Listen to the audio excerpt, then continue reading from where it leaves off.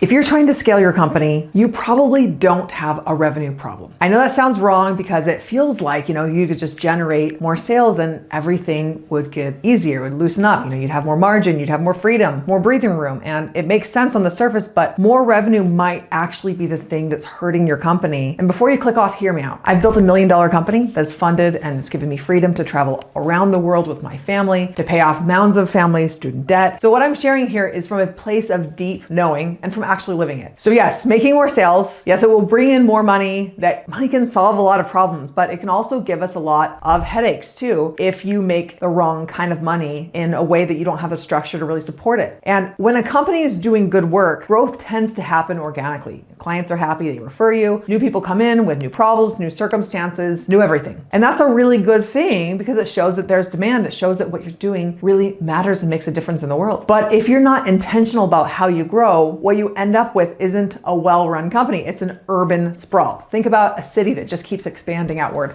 and outward. No planning, no structure, just more and more development tacked on wherever it fits, right? And what happens? Well, the freeways get clogged and everything bottlenecks, and you could spend 2 hours driving across a relatively small city just to get to the other side. And I remember living in Portland, Oregon, and just getting on the on-ramp could take 20 minutes from the west side of Portland. To be able to get on the freeway itself was just basically a parking lot. And I'm sure it's gotten much worse since then, with people weaving back and forth, everyone thinking that they had a higher priority to get to the front. And this is what happens inside of companies when growth isn't intentional. You outgrow your systems, you outgrow your infrastructure, and everything starts to bottleneck through one person, which is usually us as the owners. I've been there, I've experienced it. I wrote a whole book on it, The Hands Off CEO, you can see behind me. In a service business, this looks like the owner having to take on more and more because, we're the only ones with the skill set to be able to build the timelines and to catch the mistakes, make sure those things don't fall through the cracks. And there's not a lot of margin of error. So you know what? We can become this glue that holds everything together. And the team might be good, but they either need more development to be able to fully own their piece, or maybe they even need to be replaced with higher level people who can step it up where you might be stuck. So now you're in this loop where you need team members to be able to take on more clients, but to afford more team members, you need to get more revenue. And to get more revenue, you need to spend more time selling, time you may not have. And when you close new clients, someone has to deliver. So now you're overwhelmed, dropping balls, training people who aren't yet up to speed, right? So your workload can continue going up and up as you try to reach this next level where you finally have the freedom, but it just keeps moving further and further away. And a lot of owners see this coming and think, I don't want this growth if it's going to feel like this. Maybe you felt like that before. And I want to tell you about a CEO that we worked with, and she had a $3 million company. She had a solid team, people as skilled as her in many areas. And in some, they were more skilled in certain areas, right? And she had scaled and she had gotten to a place in the revenue that from the outside, it looked like success. But what was actually happening was that her costs continued to go up, payroll, taxes. And even though she was making a good income for herself, year after year, she was actually making less. And when we actually did the math, she was earning less than she would have made as a director role in one of the organizations that she'd worked at before. And which technically means that her profit was negative. She had a $3 million company that actually wasn't profitable. And she knew it. And that's why her company had been stagnant for 3 years. And she looked at growth and thought, well, why would I want more of this? More revenue just means more headaches, more risk, more people to manage, more clients that I'm responsible for, that my name is on, right? And after all that, you're still not making any more money. Well, she didn't want more revenue. She wanted more profit. And she wanted more profit because the impact they were doing was so considerable and so great. Now I'm sharing this story with you because there's a good chance that your company is a lot smaller than this company I was mentioning here. And maybe at some point you'd like to get to 3 million or maybe even 10 million as a goal. But I want to help you understand a different way to look at growth so that you don't find yourself in the same trap where she landed in, where she had, quote, arrived, but didn't really like the destination. Because once you're at 1 million or beyond, the complexity is real. You have more obligations, you have more expectations, you have more demands on your time, more clients expecting you to deliver, and more team members you have to manage and train and pay. And if you've built this just by adding headcount and you're hoping that what's left over is enough profit, well, you're not scaling. You're just growing a sprawling mess that gets harder and harder to manage and just